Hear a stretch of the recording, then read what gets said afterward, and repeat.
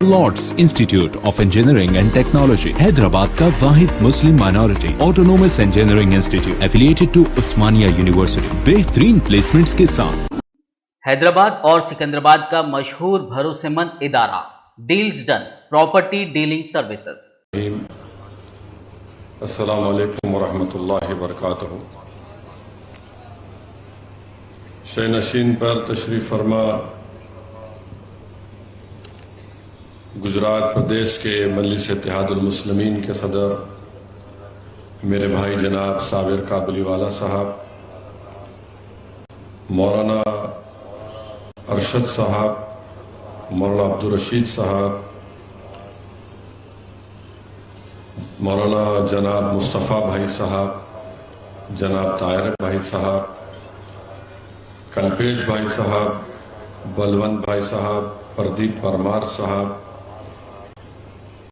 बनासकांठा के मजलिस के सदर हमजा साहिब, पाटन के मजलिस इत्तेहादुल मुस्लिमीन के सदर इम्तियाज साहिब, मोअज़्ज़िज़ हाज़रीन इकराम, बुजुर्गान मिल्लत, मेरे नौजवान साथियों,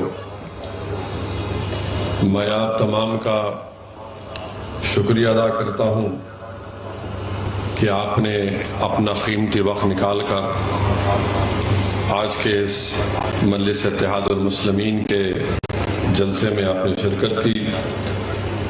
आप इतनी बड़ी तादाद में इस जलसे में आए हैं, मैं आपका शुक्रिया अदा करता हूं और मुझे यकीन है कि इंशाअल्लाह ताला आप लोगों की ये वालेहाना मोहब्बत ज़रूर इंशाअल्लाह ताला एक रंग लाएगी और मुझे पूरा यकीन है कि इंशाअल्लाह ताला आप लोगों की ये वाबस्तगी मजलिस इत्तेहादुल मुस्लिमीन से आने वाले असेंबली और विधानसभा के चुनाव में यहाँ से आप अपनी दुआओं से, अपनी मेहनत से, अपनी मोहब्बत से मजलिस इत्तेहादुल मुस्लिमीन के उम्मीदवार को आपका एक हकीकी नुमाइंदा बनाकर गुजरात की विधानसभा में बिठाएंगे।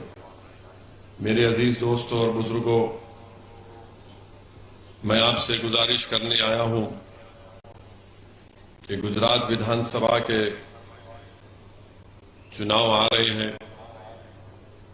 मैं आपसे यही बताने आया हूं कि आप मुत्तहिदा तौर पर अपने के वोट का इस्तेमाल करिए और जाहिर है गुजरात और मुल्क के हालात से आप मुझसे बेहतर वाकिफ हैं, मगर मैं अपनी बात को शुरू करने से पहले किसी शायर ने बड़ा खूब कहा था कि कांपता है दिल तेरा अंदेशे तूफान से क्या, कांपता है दिल तेरा अंदेशे तूफान से क्या, नाखुदा तू, बहर तू, कश्ती भी तू, साहिल भी तू, निकल कर सहरा से जिसने रोमा की सल्तनत को उलट दिया था, सुना है मैंने खुदसियों से ये वो शेर फिर होशियार हो गया है। तो मेरे अजीज दोस्तों और बुजुर्गों, हालात से मुकाबला करना, हालात से समझौता नहीं करना, यही हमको हमारे बुजुर्गों से दर्स दिया गया। यकीनन नामसाइब हालात हैं, मगर अगर हम हालात से समझौता कर लेंगे और अल्लाह की रस्सी को मजबूती से नहीं थामेंगे तो फिर हालात खराब से खराब होते जाएंगे। इसीलिए हम तमाम को ये कोशिश करनी है कि हम अपने रब से अपने रिश्ते को मजबूत करें और हालात से समझौता नहीं करें। हिकमत के नाम पर बुज़दिली के मज़ाहिर हम अब नहीं कर सकते। अब हम जब देख चुके हैं कि जो लोग इस मुल्क से हमारी तहजीब और तमद्दुन को मिटाना चाहते हैं, हम जान चुके हैं उनके इरादे क्या हैं। तो मेरे अजीज दोस्तों और बुजुर्गों, याद रखिए कि अगर हम ऐसे हालात में मुत्तहिद होकर اپنی ووٹ کی طاقت کی بنیاد پر اپنے صحیح نمائندوں کو کامیاب کریں گے تو ہم اس طوفان کا رخ بدل سکتے ہیں۔ جو طاقتیں ہماری تہذیب اور تمدن کو مٹانا چاہتی ہیں، ہم ان کو ان کے اس ناپاک عزائم میں ان کو شکست دے سکتے ہیں۔ نمائندہ ہمارا چاہے کوئی مسلمان ہو، دلت ہو، یا ہمارا ہندو یا OBC بھائی ہو، نمائندہ ہمارا ہو جو ہماری تکلیف کو سمجھ سکے، جو ان خطرات کو ہم سے دور کر سکے، جو ایوان میں جائے تو ہماری آواز بن کر جائے، اور ایسا نہیں کہ جس پر ہم نے بھروسہ کیا، جس کے لیے ہم نے محنت اور قربانی کی، جس کے لیے ہم نے اپنا پیسہ اور پسینہ بہایا، وہ جیتنے کے بعد ہمارے بھروسے کو ٹھیس پہنچائے، بلکہ کامیابی کے بعد وہ ہم کو دھوکہ دے دے۔ تو اسی لیے میری آپ سے گزارش ہے کہ اب کے بار آپ مجلس اتحاد المسلمین کو ایک موقع دیجئے۔ برسوں آپ نے مختلف پارٹی کے مختلف کینڈیڈیٹ اور نیتاؤں کو کامیاب کیا۔ آج اسد الدین اویسی آپ کے سامنے آ کر میں آپ سے التجا کر رہا ہوں، گزارش کر رہا ہوں کہ آپ میری جھولی میں اپنے اتحاد کو ڈال دیجئے۔ میں آپ سے کوئی دولت مانگنے نہیں آیا ہوں، میں کبھی بھی کہ آپ سے کسی دولت کی مانگ کو نہیں کروں گا۔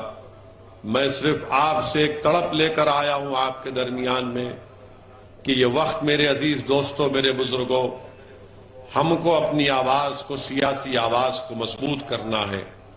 اگر آج ہم انتشار کا شکار ہو جائیں گے اور ہماری آواز اٹھانے والا کوئی نہیں ہوگا تو پھر یہ خطرات ہمارے اور قریب ہوتے جائیں گے۔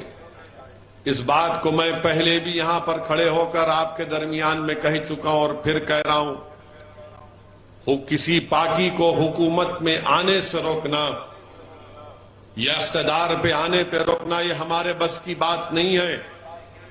یہ ایک تلخ حقیقت میں آپ کے سامنے بیان کر رہا ہوں، اور ہو سکتا کہ بہت سے لوگ میری اس بات سے خفا بھی ہوں گے، ناراض بھی ہوں گے، مگر میں سچائی کو بیان کر رہا ہوں۔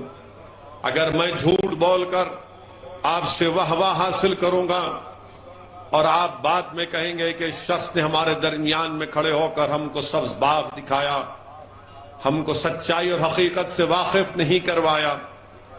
آپ جانتے ہیں کہ 30 سال سے بھاجپا کی سرکار گجرات میں بن رہی ہے۔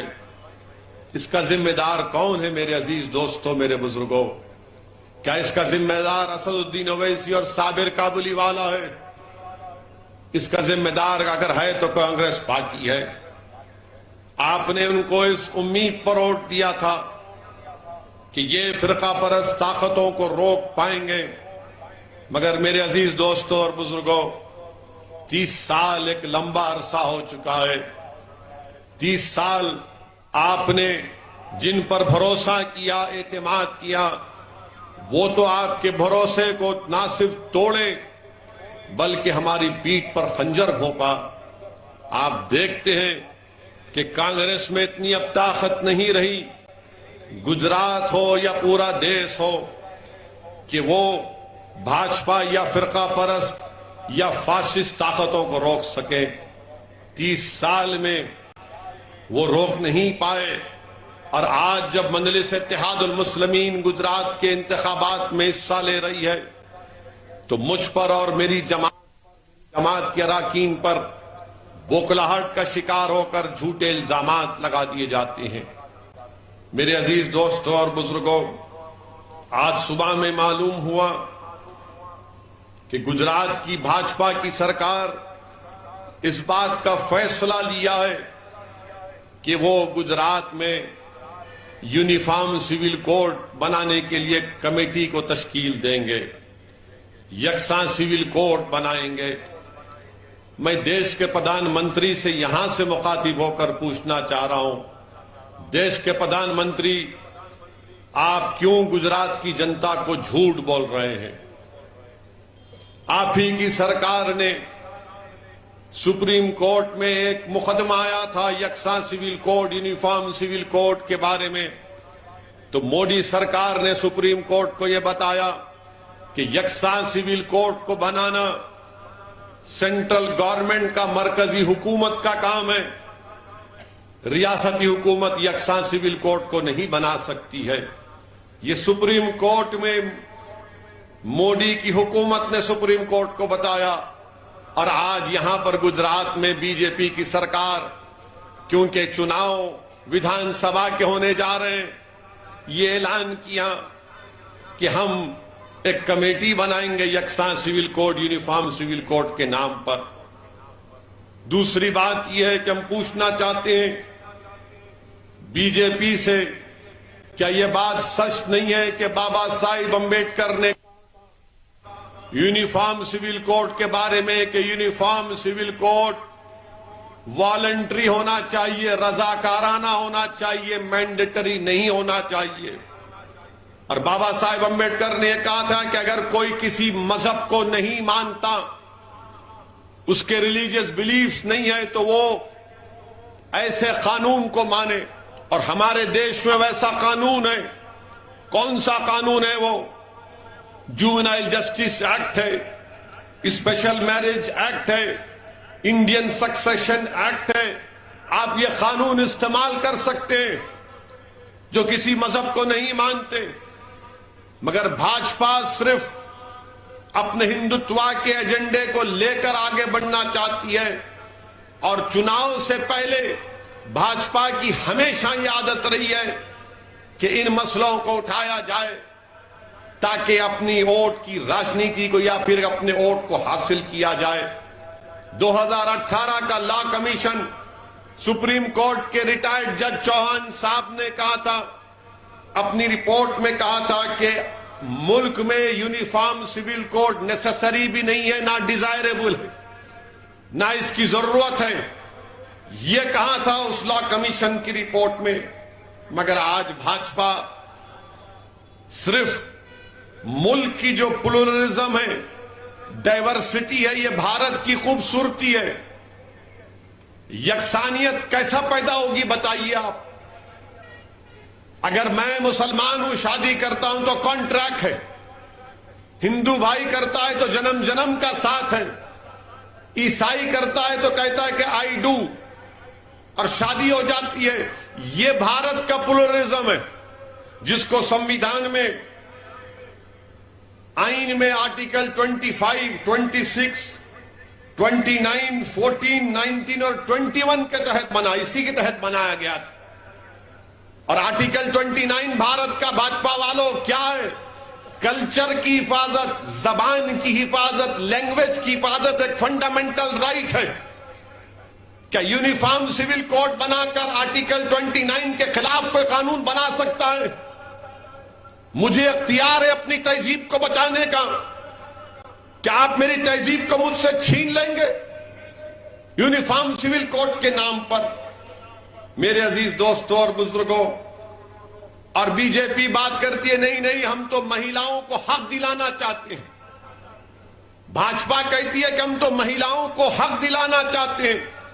तो मैं पूछना चाहता हूं भाजपाइयों से, आरएसएस के लोगों से, आज से 2 दिन पहले मुंबई हाई कोर्ट में, औरंगाबाद बेंच में हाई कोर्ट ने कहा कि अगर 498 में क्रूरल्टी नहीं है, अगर कोई महिला बीवी किसी की पत्नी अपने किसी के घर को जाती है और घर का काम काज नहीं करती, उसको करवाया जा रहा है, तो क्रूरल्टी नहीं है।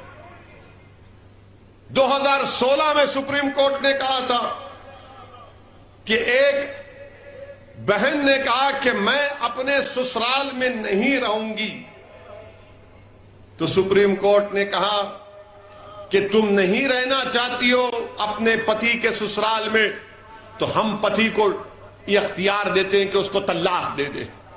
इस पर कुछ नहीं बोलेगी बीजेपी, मगर यकसा सिविल कोड के नाम पर इस्लाम को और मुसलमानों को बदनाम करने का इनका पूरा इरादा है।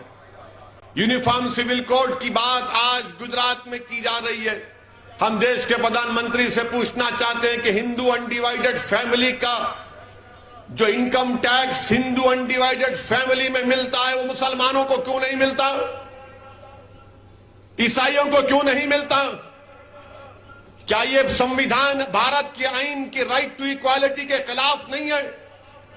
کیا مسلمانوں کو ٹیکس ریبیٹ انکم ٹیکس میں نہیں ملتا؟ اور آپ کو معلوم میرے عزیز دوستوں اور بزرگوں 2015 اور 16 میں 3064 کروڑ روپے کا انکم ٹیکس کم کیا گیا تھا ہندو انڈیوائیڈڈ فیملی ایکٹ کے نام پر.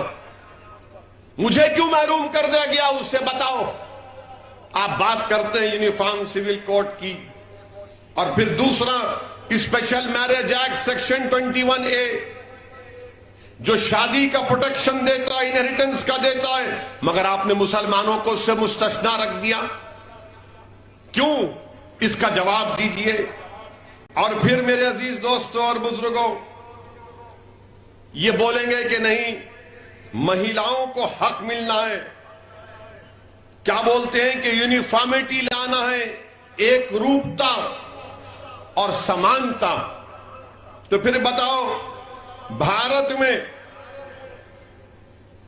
84% جو چائلڈ میرجز ہوئی ہیں وہ کیا مسلمانوں کی تھی؟ کس کی تھی بتاؤ آپ؟ بی جے پی نہیں بتائے گی آپ کو. بی جے پی یہ بھی نہیں بتائے گی آپ کو کہ 2000 سے 2019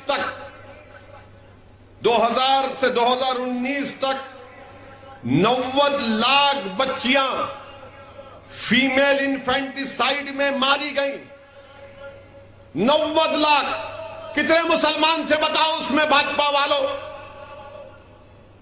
تم یونیفارمٹی ایکوالٹی کی بات کرتے ہو، میں تم سے پوچھ رہا ہوں 2000 سے 2019 90 لاکھ بچیاں فیمیل انفینٹیسائیڈ میں ماری گئی ہیں. مسنگ کہتے ہیں ان کو، مسنگ ہے. کتنے مسلمانوں کی تھی بتاؤ دیش کے پردھان منتری آپ؟ بتاؤ امت شاہ کتنے مسلمان بچیاں تھیں اس میں بتاؤ؟ مجھ پر تو الزام لگتا ہے نا کہ میں بھڑکاؤ بھاشن دیتا ہوں. میں اعداد و شمار فیکٹس بتا رہا ہوں. بھاجپا والوں کل تک جواب دے دو. میں کل بھی احمد آباد میں ہوں اور زندگی باقی رہی تو آتا رہوں گا گجرات کو. اب آپ بتائیے نیشنل فیملی ہیلتھ سروے یہ بات کرتے ہیں کہ ایک روپتا اور سمانتا کی بات بھاجپا کرتی ہے. تو بتاؤ ایک روپتا اور سمانتا کے نام پر نیشنل فیملی ہیلتھ سروے نے کیا کہا کہ ایک مرد شادی شدہ رہتے ہوئے اپنی شادی سے باہر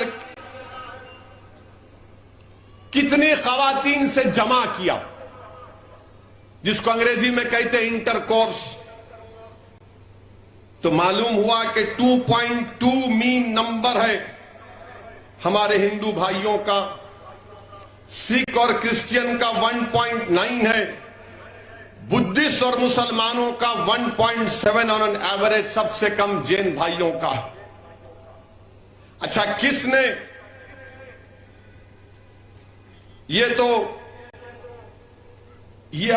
کس نے اپنا ایک پارٹنر چوز کیا، سیکشل پارٹنر؟ وہ 2.2 ہمارے ہندو بھائیوں کا ہے. اچھا جمع کس سے کیا؟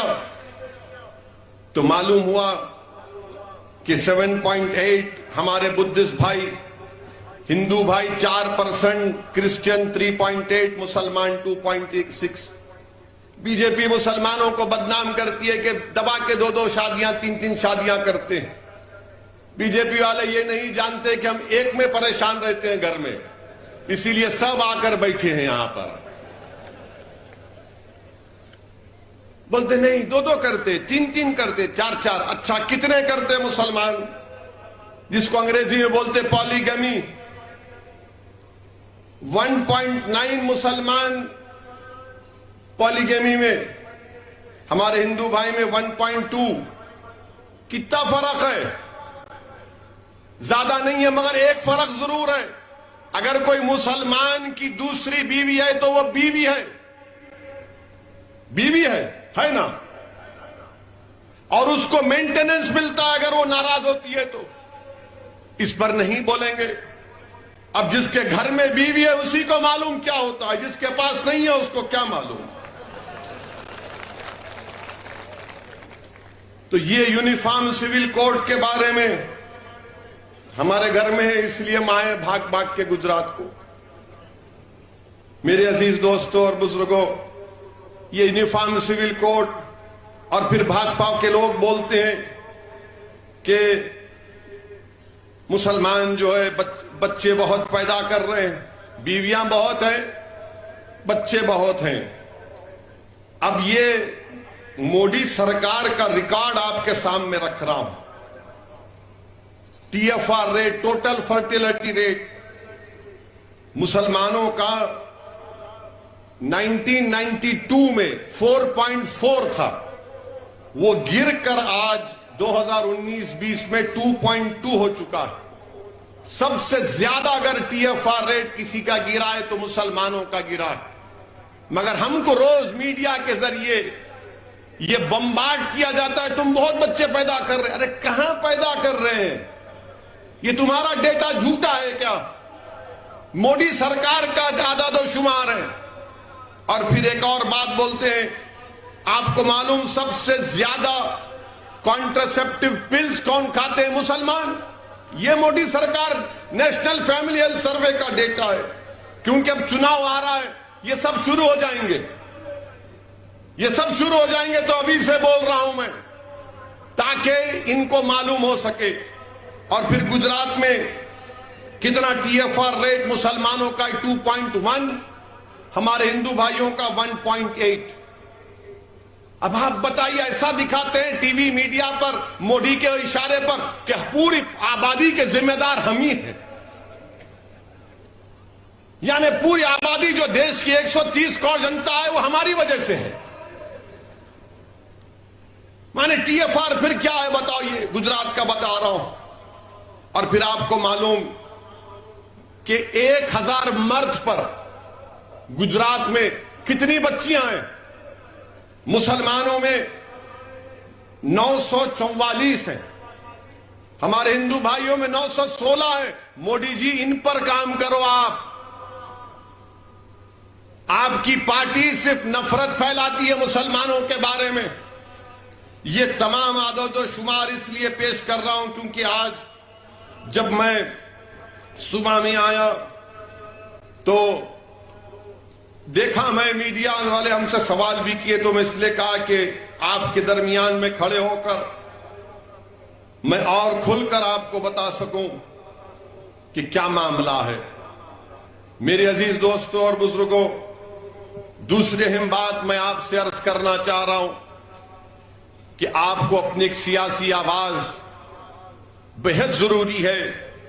اگر آج آپ اپنی سیاسی آواز کو نہیں پہنچائیں گے تو پھر یاد رکھیے ہم کو اسی طرح سے ہم سے ناانصافی ہوتی رہے گی۔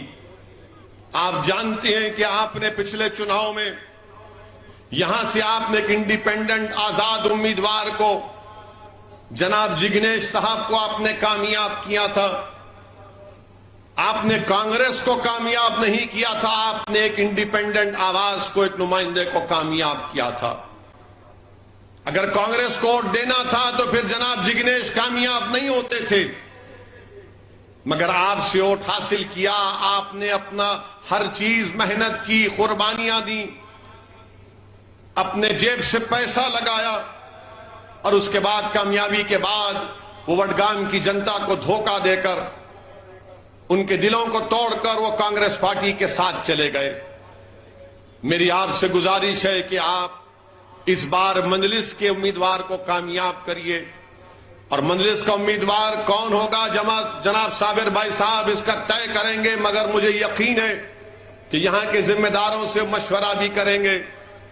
آج شام میں علماءوں سے ہماری میٹنگ ہوئی تھی، معزز علماء کرام سے، ان کے سامنے بھی میں نے یہ گزارش کی کہ آپ بتائیے، آپ اپنی رائے دیجئے، اور مجھے یقین ہے کہ جناب صابر بھائی آپ تمام لوگوں سے مشورہ کریں گے۔ آپ نے جس کو کامیاب کیا، انہوں نے اس ویدھان سبھا کے لیے، اس اسمبلی حلقے کے لیے کیا ڈیولپمنٹ کا کام کیا۔ یہاں پر ہیلتھ سینٹر برابر نہیں ہے، गवर्नमेंट के अस्पताल बराबर नहीं है, ड्रेनेज लाइन का नाकिस इंतजाम है, कचरों के ढेर लगे हुए हैं। मेरी आपसे गुजारिश है कि आप मंजलिस को एक मौका दीजिए। मैंने उलमा इकराम के सामने खड़े होकर इस बात को कहा और आज भी कह रहा हूं कि अगर अल्लाह ने चाहा कि यहां से मंजलिस का नुमाइंदा कामयाब होगा तो इंशाअल्लाह ताला मेरी कोशिश होगी कि मैं वक्तन फौक्तन आपके दरमियान में उस नुमाइंदे को लेकर आऊं, आपसे बात करूं और पूछूं उससे कि भाई कैसा काम हो रहा है। यहां से हमारा उम्मीदवार कामयाब होगा तो मैं वडगाम की तरक्की की जिम्मेदारी असउद्दीन ओवैसी लेता है। आप मेरा यकीन करिए और आप मुत्तहिद होकर आप मजलिस के नुमाइंदे को कामयाब करिए। मेरे अजीज दोस्तों और बुजुर्गों, लोग अक्सर ये पूछते हैं हमसे कि भाई गुजरात में 3 मुस्लिम अक़लियत के अल्पसंख्यक समाज के लोग कामयाब हुए। मैं उनसे कहना चाह रहा हूं कि 3 पर क्यों रुक जाते हैं आप? जितनी अल्पसंख्यक समाज की गुजरात में आबादी उतनी हमारे पटेल भाइयों की आबादी है। उनके 40 से ज्यादा उनके विधायक कामयाब हो सकते हैं, तो हम क्या सिर्फ 3 के लॉलीपॉप को कब तक चूसते रहेंगे? मेरे अजीज दोस्तों और बुजुर्गों, जब तक आपकी कोई सियासी आवाज नहीं होगी, आपकी तकलीफ को भी नहीं देखा जा सकता। मिसाल के तौर पर अगर यूनिफॉर्म सिविल कोड को लाने की बात गुजरात में भाजपा कर रही है तो इनसे हम पूछना चाहते हैं, फिर गुजरात से डिस्टर्ब एरियाज एक्ट क्यों नहीं निकालते आप? यकसानियत अगर पैदा करना है तो निकालो। अगर कोई मुसलमान घर खरीदना चाहता है तो कलेक्टर डीएम से परमिशन नहीं मिलता। यकसानियत उसमें नहीं है, यकसानियत यूनिफॉर्मिटी इसमें नहीं है कि मुस्लिम इलाकों में कोई डेवलपमेंट नहीं होता है, कचरे के अंबार लगा दिए जाते हैं। अरे यकसानियत इसमें पैदा करो ना। यूनिफॉर्मिटी अगर पैदा करना है, यकसानियत पैदा करना है तो इंसाफ में यकसानियत पैदा करो। तुम इंसाफ में भी यकसानियत नहीं पैदा कर सकते। जिन बच्चों को खेड़ा में लाकर मारा गया, क्या उन मुसलमानों की इज्जत नहीं थी?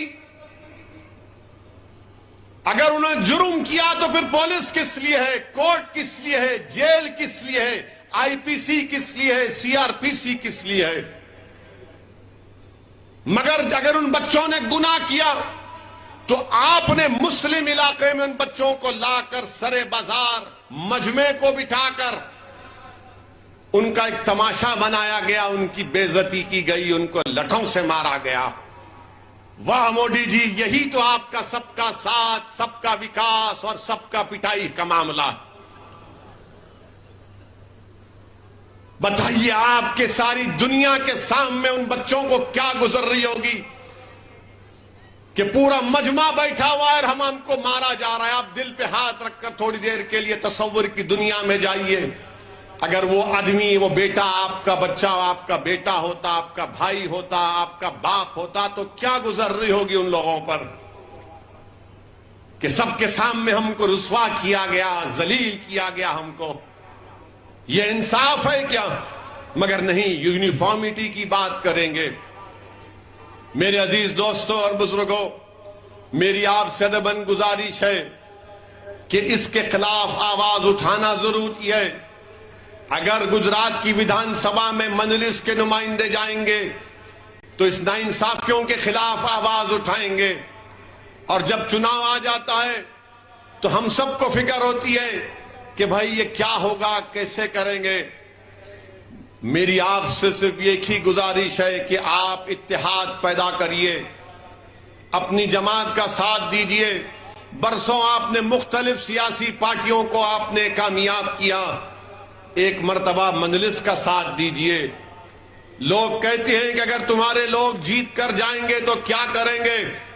मेरे अजीज दोस्तों और बुजुर्गों, हमारा काम, हमारी पहचान है। सरजमीन हैदराबाद पर हमारे 7 अराकीन असेंबली हैं।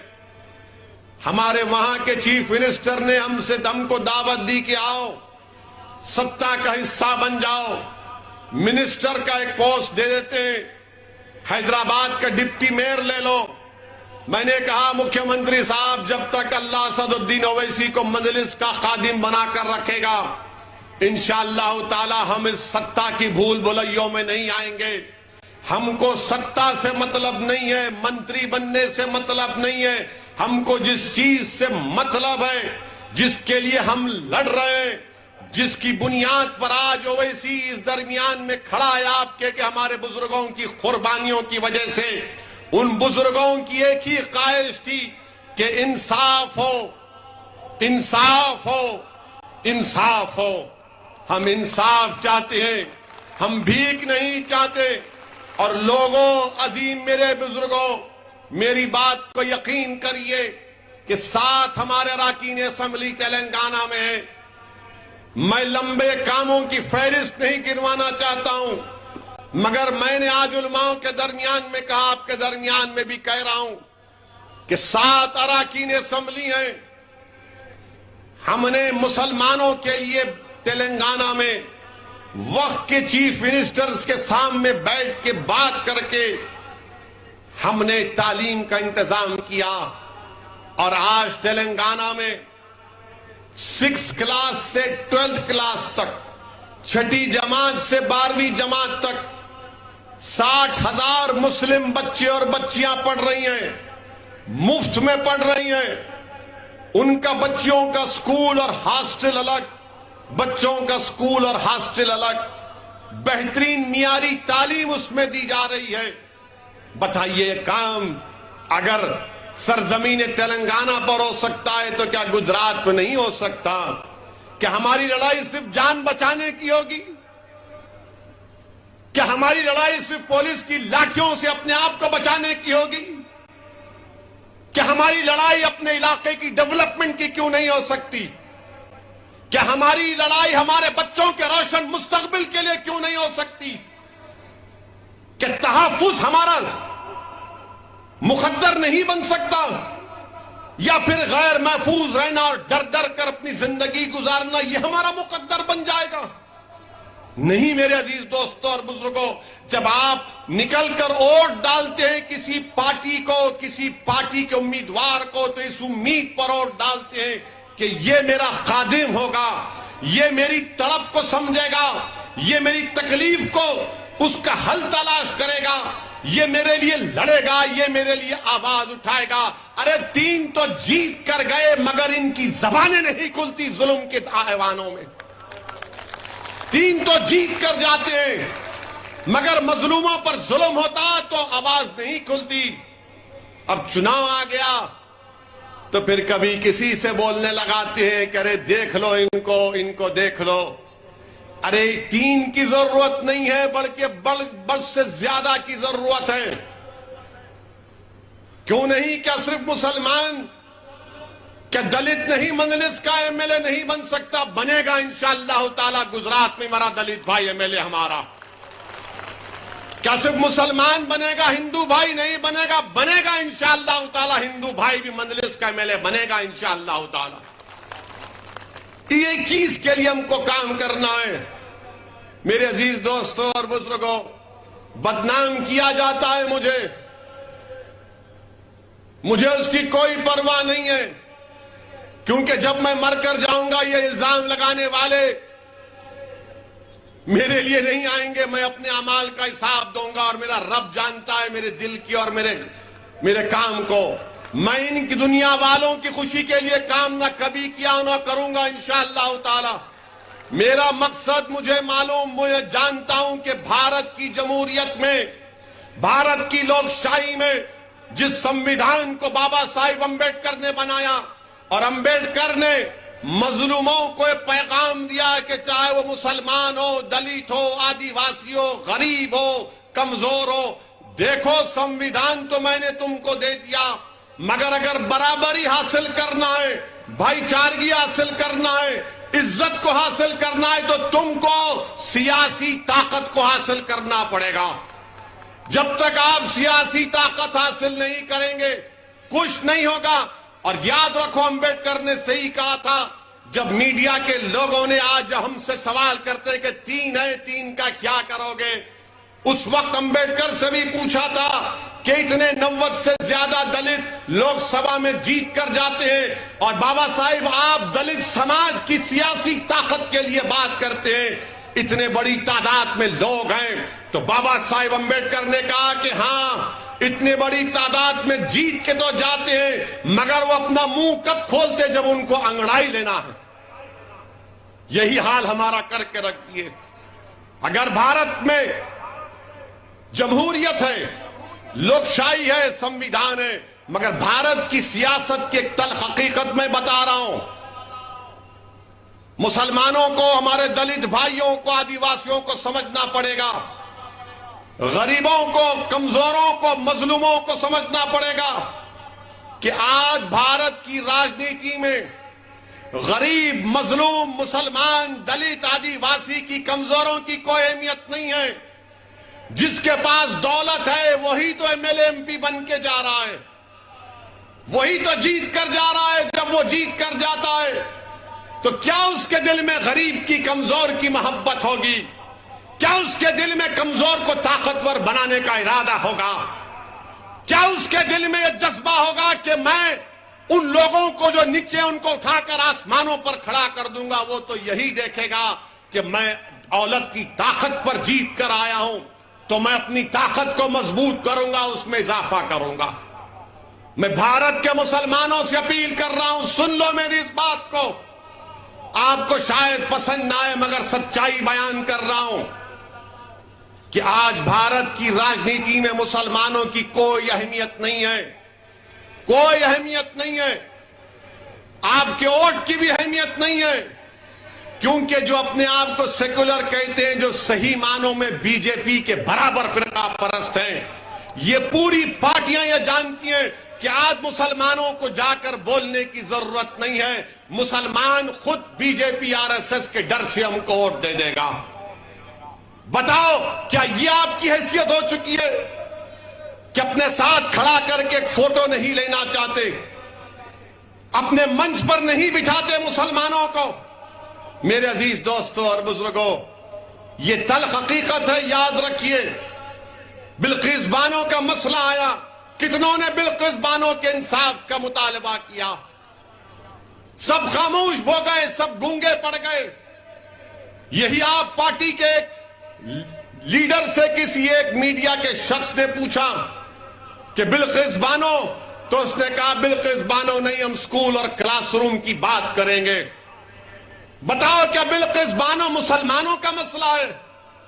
بلقیس بانو بھارت کا مسئلہ ہے، بھارت کی مہیلاؤں کا انصاف کا مسئلہ ہے، مگر بلقیس بانو کے انصاف کی بات نہیں کی جاتی۔ اس لیے نہیں کی جاتی کہ مسلمان ہیں، اور جب میں بولتا ہوں تو مجھے بدنام کیا جاتا ہے، اور جو لوگ گونگے بن جاتے ہیں، جو لوگ خاموش ہو جاتے ہیں، اور الیکشن جب آتا ہے تو آپ ان کو ووٹ دیتے ہیں اور مجھے سزا دیتے ہیں۔ یہ کون سا انصاف ہے آپ بتائیے کہ جو ہر مسئلے میں آپ کے لیے بولنے والی جماعت ہے؟ ٹرپل طلاق کا مسئلہ آیا، ایوان پارلیمنٹ کو ہم نے ہلا کر رکھ دیا اپنے دلائل سے۔ یو اے پی اے کا قانون کا مسئلہ ہم نے مخالفت کی، ہر مسئلے میں ہم نے سچائی کو بیان کیا، مگر جب چناؤ آتا ہے تو جو لوگ دغا باز ہیں، جو لوگ دھوکہ دیتے آتے ہیں، آپ ان کو انعام دے دیتے ہیں۔ آپ کا اختیار ہے، آپ دو۔ اگر آپ سمجھتے ہیں کہ سچائی کو بیان کرنے کے اوپر، بلقیس بانو کے انصاف کے اوپر اویسی کو سزا ہم دیں گے تو دو، آپ میرے بھائی ہیں، میں آپ کا خادم ہوں۔ اگر آپ یہ سمجھتے ہیں کہ بچوں کو لا کر سرے بازار پیٹا گیا اور اس بچوں کی تکلیف کو بیان کیا اویسی نے تو ہم اس کو سزا دیں گے، اور جو خاموش بیٹھے ہوئے تھے ہم ان کو انعام دیں گے، تو دو، یہ آپ کا جمہوری حق ہے۔ مگر میرے عزیز دوستوں اور بزرگوں، جو لوگ خاموش ہیں وہ آپ کا مذاق اڑا رہے ہیں، جو لوگ خاموش ہیں وہ آپ کا استحصال کر رہے ہیں، جو لوگ خاموش ہیں وہ آپ کی بربادی کے افسانے پلاننگ بنا رہے ہیں، جو لوگ خاموش ہیں وہ ہمیشہ کے لیے آپ کو خاموش کرنا چاہتے ہیں۔ اسی لیے یہ دیوان آپ کے درمیان میں کھڑے ہو کر پکار کر کہہ رہا ہے کہ بھارت کی لوکشاہی میں اگر انصاف کو حاصل کرنا ہے، اپنے حق کو حاصل کرنا ہے، جس کا ذمہ، جس کی گارنٹی بھارت کے سنویدھان نے ہم کو دی ہے، تو کیا خاموش بیٹھنے سے ہوگا؟ اٹھو، ایک کوہرام مچا دو۔ میرے عزیز دوستوں اور بزرگوں، یہی بات مجھے آپ تک کہنا تھا کہ آپ اپنے ووٹ کی اہمیت کو سمجھیے۔ مجلس کا ساتھ دینا نہیں دینا یہ آپ کا جمہوری اختیار ہے، مگر میرا کام یہ ہے کہ آپ کے درمیان میں کھڑے ہو کر میں آپ کے سامنے ان باتوں کو رکھوں، آپ سے التجا کروں، آپ کو سمجھانے کی کوشش کروں۔ میرے الفاظ میں اتنی طاقت نہیں ہے، میں گناہگار ہوں کہ آپ کے دل کو موڑ سکوں، مگر میرا ایمان یہ کہتا ہے، میرا ماننا یہ ہے کہ دلوں کو موڑنے والا رب کائنات ہے۔ اللہ ہی آپ کے دلوں کو موڑے گا انشاءاللہ تعالی، اللہ ہی آپ کے دلوں کو موڑے گا۔ میرے عزیز دوستوں اور بزرگوں، آج بھاجپا کے پاس دکھانے کے لیے کوئی مدعا نہیں ہے۔ مہنگائی آسمانوں کو چھو رہی ہے، پیٹرول ڈیزل اتنا مہنگا ہو چکا ہے کہ لوگ پریشان ہیں، نوجوانوں کا، یواؤں کا بے روزگاری ان کا مقدر بن چکا ہے، نوکری نہیں مل رہی ہے، تو دیش کے پردھان منتری آ کر کہتے ہیں کہ ہم یونیفارم سول کوڈ کے لیے کمیٹی بنائیں گے۔ دیش کے پردھان منتری نہ یواؤں کو روزگار کی بات کرتے ہیں۔ ایک فنکشن کیے تھوڑے دن پہلے وعدہ کیے تھے کہ ہر سال 2 کروڑ نوکریاں دوں گا، اب 2 کروڑ سے کم کر کے آ گئے کہ 2024 تک 10 لاکھ دوں گا۔ ہائے مودی جی، کتنا جھوٹ بولتے ہیں آپ، کتنا لمبا چھوڑتے ہیں آپ۔ ایک بار دیش کے پردھان منتری سعودی عرب گئے تھے، سعودی عرب گئے تو وہاں پر وہ ریاض میں وہ سعودی بھی ان کو دکھائے، وہ ان کا وہ قلعہ پرانا اور ایک توپ دکھائے۔ دیش کے پردھان منتری نے اپنی من کی بات میں کہا تھا کہ کبھی کبھی مذاق کرنا چاہیے، تو دیش کے پردھان منتری کی بات پہلی مرتبہ میں سن کر مذاق کر رہا ہوں، دل پہ مت لو RSS والوں۔ تو وہ شیخ نے، سعودی شیخ نے پردھان منتری کو توپ دکھائی۔ پردھان منتری ماشاءاللہ ہر چیز کا گہرائی سے جائزہ لیتے ہیں، اینک کو یوں کر کے اطراف میں پھرے اور اس سعودی شیخ سے پوچھے کتنا دور پھینکتی، تو سعودی شیخ نے کہا واللہ تم سے کم۔ یہ مذاق ہے، سچائی نہیں ہے۔ اب آپ صحیح کہہ رہے ہیں تو سچائی ہے، اب آپ کہہ رہے ہیں تو میں کیا بول سکتا ہوں، کیونکہ 2 کروڑ نوکریاں غائب۔ پیٹرول ڈیزل کیوں بڑھا؟ یوکرین سے بڑھ گیا۔ ارے اجے ہر چیز کا ذمہ دار کسی اور پہ ڈال دو، ہر چیز کا ذمہ دار۔ چین جو ہے، راجناتھ سنگھ جا کر کہتے ہیں کہ ہم جو زمین ہمارے پاس نہیں ہے کشمیر کے ہم حاصل کر لیں گے۔ بہت اچھا ہے، کریے آپ، کون روک رہا آپ کو؟ 8 سال ہو گئے، مگر جو زمین چین قبضہ کر کے بیٹھ گیا 1000 کلومیٹر، ڈپسانگ ڈمچاک ہمارے ہاں پاس نہیں ہے، جو ہمارے لوگ جانور کو لے کر سردیوں میں پہاڑوں کے اوپر جا کر اپنے جانور کو گھاس کھلاتے تھے، وہ پکار کر کہہ رہے ہیں کہ 10 گاؤں ہم نے کھو دیے، 10 کلومیٹر چین اندر گھس گیا۔ مگر بھاجپا کے چاہنے والے بولتے نہیں، ویسی جھوٹ بول رہا، مودی 56 انچ کا ہے۔ ہوں گا بھائی، 56 انچ کا ہوں گا، 60 انچ کا ہوں گا، مگر چین جو زمین پر قبضہ کر کر بیٹھا ہے وہ کب ملے گی ہم کو؟ میرے عزیز دوستوں اور بزرگوں، غربت، پاورٹی گجرات میں بہت زیادہ بڑھ گئی، مگر اس کا بھی کوئی ذکر نہیں ہوتا۔ اب چناؤ آ رہے ہیں تو شروع ہو جائے گا پرانا باجا، شروع ہو جائے گا، نفرت پیدا کرو، ڈراؤ ملاؤں سے، داڑھی والوں سے ڈراؤ، حجاب کی بچیوں حجاب پہننے والیوں اس کے بچیوں سے ڈراؤ، ہر چیز سے ڈراؤ۔ میرے عزیز دوستوں اور بزرگوں، یہ وطن عزیز ہمارا تھا، ہے اور رہے گا انشاءاللہ تعالی۔ آج ہم اس وطن عزیز کے آزادی امرت اتسو کے 75 سال منا رہے ہیں، اور تاریخ گواہ ہے اور صبح قیامت تک یہی تاریخ رہے گی کہ انگریزوں سے جنگ کی لڑائی، آزادی کی لڑائی 1920 میں نہیں شروع ہوئی تھی، بلکہ ٹیپو سلطان کی شہادت سے جنگ کا آغاز ہوا۔ جنگ پلاسی میں سراج الدولہ کی قربانی سے آغاز ہوا، اور پھر سن 57 میں ہمارے علماء کرام نے انگریزوں کے خلاف جہاد کا فتویٰ دیا تھا، اور نہ صرف فتویٰ دیا بلکہ انگریزوں کے خلاف فتویٰ دے کر علماء کرام نے اپنی جانوں کو قربان کر دیا۔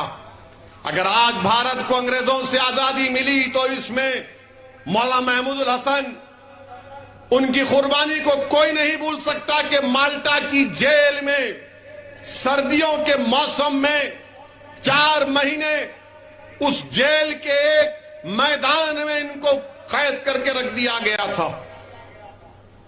ملک سے کتنی دور ہے مالٹا؟ آج بھی پلین سے جائیں گے تو کم سے کم 12 سے 13 گھنٹے لگ جائیں گے۔ ہمارے بزرگوں نے مالٹا کی جیلوں میں مصائب کو برداشت کیا، کالا پانی کی سزائیں برداشت کی۔ بتاؤ کس لیے؟ اس دن کے لیے کہ ہمارے روڈ پہ لا کے ہمارے بچوں کو مارا جائے گا۔ میری شکایت آپ سے ہے، اگر ان علماؤں کی قربانیوں کو آپ بھلا چکے ہیں تو پھر کوئی بات نہیں، مگر ہم اپنے بزرگوں کی قربانی کو نہیں بھلا سکتے۔ اگر آج ہم آزادی سے سانس لے رہے ہیں، یہ ہمارے علماؤں کی محنت، ان کی قربانی، ان کا صدقہ ہے۔ انہوں نے سب کچھ قربان کر دیا اپنا، اور ہم یہ اپنی آنکھوں کے سامنے دیکھ رہے ہیں کہ جس نے مالٹا کی جیل میں سردی کے موسم میں جیل کے میدان میں 4 مہینے گزارا، آج انہی کے جانشین دیکھ رہے ہیں کہ ان کی بیٹی کی عصمت ریزی کرنے والوں کو سرکار چھوڑتی ہے سنسکاری ہونے کے نام پر۔ بتاؤ، یا یہی ہم اسی لیے آزادی کا امرت اتسو منا رہے ہیں؟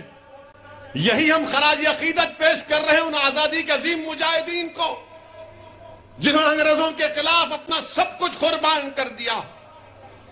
اسی لیے قربان کیا تھا جنہوں نے پاکستان کے 2 نیشن تھیوری کو ریجیکٹ کیا، مسترد کیا، بھارت کے کمپوزٹ کلچر کی بات کی تھی۔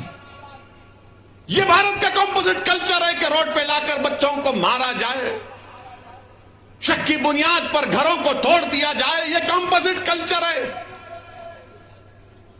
رد پاکستان کی کتاب لکھنے والے حسین احمد مدنی کے بارے میں تم کیا کہو گے؟ جن پر کیا کیا الزام نہیں لگائے گئے، حملے کیے گئے، ان کی روحیں تڑپ رہی ہوں گی اس بھارت کو دیکھ کر۔ میرے عزیز دوستوں اور بزرگوں، کیا ہم صرف تڑپیں گے اور صرف آنکھ میں آنسو لا کر اپنے گھر میں جا کر سو جائیں گے؟ نہیں، میں آپ سے اپیل کر رہا ہوں کہ ان علماؤں کو زندہ رکھنا ہے، وہ مرے نہیں، وہ دنیا سے ضرور گئے مگر ہمارے دماغوں میں ان کی قربانیاں آج بھی زندہ اور کل بھی رہیں گی۔ ان کو زندہ رکھنے کا، ان کو خراج عقیدت پیش کرنے کا بہترین طریقہ یہ ہے کہ ہم اپنی سیاسی قیادت کو مضبوط کریں۔ دیش کو آزاد ہو کر 75 سال ہو چکے، ہم نے ہر فارمولے کو اپنایا، ہر ایکسپیریمنٹ کیا، ہر کوشش کی، مگر نتیجہ کیا نکلا کہ فرقہ پرستی بڑھتی گئی۔ ہم دلوں کو ملانے کی بات کیے مگر سرکاروں نے دلوں کو توڑا۔ ہم نے گھروں کی دیواروں کو ہٹانے کی بات کی مگر ہمارے گھر کو جلا دیا گیا۔ ہم نے کہا کہ مل بیٹھ کر ختم کریں گے مگر آپ نے دوریاں پیدا کی ہیں۔ میرے عزیز دوستوں اور بزرگوں، میری آپ سے التجا ہے کہ مجلس کو ایک موقع دیجئے۔ ہم کسی مذہب کے خلاف تھے، نہ کبھی رہیں گے انشاءاللہ تعالی۔ اسد الدین اویسی کی فطرت میں نہیں ہے کسی مذہب کے خلاف جانے کی۔ میں تو چاہتا ہوں، میری خواب، میری جستجو، میرا پیغام یہی ہے کہ بھارت میں کمزوروں کو انصاف ملے، भारत में मजलूमों को इंसाफ मिले, कमजोरों को ताकतवर बनाया जाए, और उसी वक्त होगा जब भारत के कमजोर अल्पसंख्यक समाज, दलित, आदिवासी और हमारे जो हिंदू भाई जो आज भी गांधी और नेहरू की कुर्बानियों को नहीं भूले हैं, वो उनको आगे बढ़ना पड़ेगा।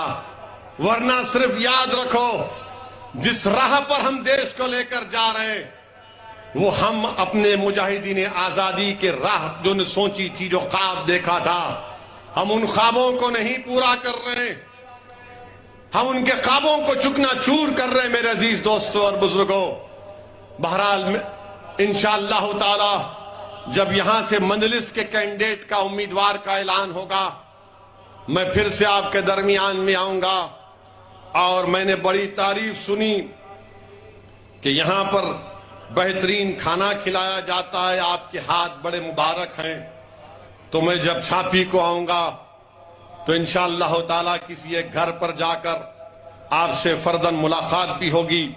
मगर मैं आपको तयख्खुन दे रहा हूं कि आप मजलिस के उम्मीदवार को यहां से कामयाब करिए। मैं आपको तयख्खुन दे रहा हूं, मैं जिम्मेदारी दे रहा हूं। इंशाअल्लाह ताला जो माजी में जिसको आपने कामयाब किया था, उन्होंने कोई काम नहीं करवाया, मैं आपको दोबारा शिकायत का मौका नहीं दूंगा। मैं आपके भरोसे को शर्मिंदा होने नहीं दूंगा। बस यही चंद गुजारिशात मुझे आप तक करना था। आपसे इजाजत चाहता हूं। हैदराबाद और सिकंदराबाद का मशहूर भरोसेमंद इदारा deals done property dealing services माहिर इंजीनियर्स और आर्किटेक्ट्स की टीम पर मुश्तमिल गुज़िश्ता कई सालों से कंस्ट्रक्शन और रियल एस्टेट फील्ड में नुमायां खिदमात अंजाम दे रहा है। रिहायशी apartment, मकानात, commercial building, office, interiors, आपकी हर जरूरत को करे पूरा। इंजीनियरिंग, डिजाइनिंग और प्लानिंग, मियारी मटेरियल आपके बजट में। Deals done property dealing services. घर बनवाना हो या खरीदना हो या फिर बेचना, आपके बजट में, आपके पसंदीदा मुकाम पर हम कराएंगे दस्तयाब। मजीद तफसीलात के लिए रब्त करिए 9849 363 888, 939 055 8802, 8686 78 110, 8919 72 3020।